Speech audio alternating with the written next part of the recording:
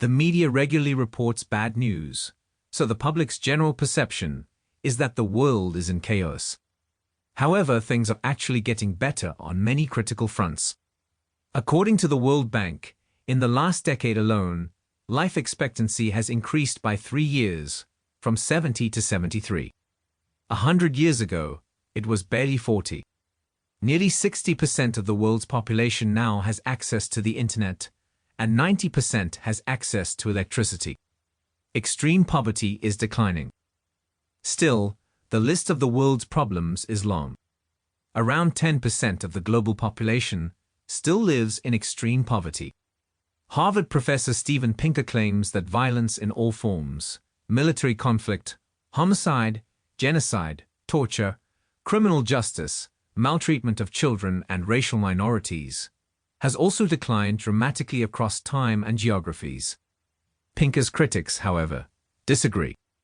Nassim Nicholas Taleb, a Lebanese-American author and former trader, concedes that the rates have declined to historically low values, but he also argues the absolute values have risen over time and that we must consider the actual amount of human suffering.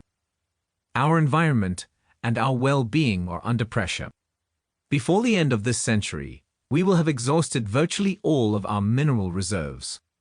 At the time of writing this book, 1 billion people across the planet have no access to clean water. We are still highly dependent on fossil fuels. Only slightly more than 1/4 of the world's total electricity is generated from renewable energy sources. Education and literacy remain major challenges in many poor countries. According to UNESCO, 30% of the world's adults and 20% of young people will still be illiterate in 2030 without new solutions. As we have seen with the COVID-19 crisis, health systems are desperately in need of cures for life-threatening diseases. The World Health Organization reports that diabetes, cancer, and heart disease are collectively responsible for over 70% of all deaths worldwide. The corona crisis has also made it clear that our supply chains are not as resilient as they should be. Automation is changing the workplace, putting many of today's jobs at risk in the very near future. Soon enough, we will have autonomous flying cars, planes, and trucks. Is it not possible to have more automated tasks done by machines and leave the complex ones to qualified workers and technicians? Amid all these problems, what can we do? What must we do? Across the world, entrepreneurs and innovators are actively working to solve some of our toughest problems.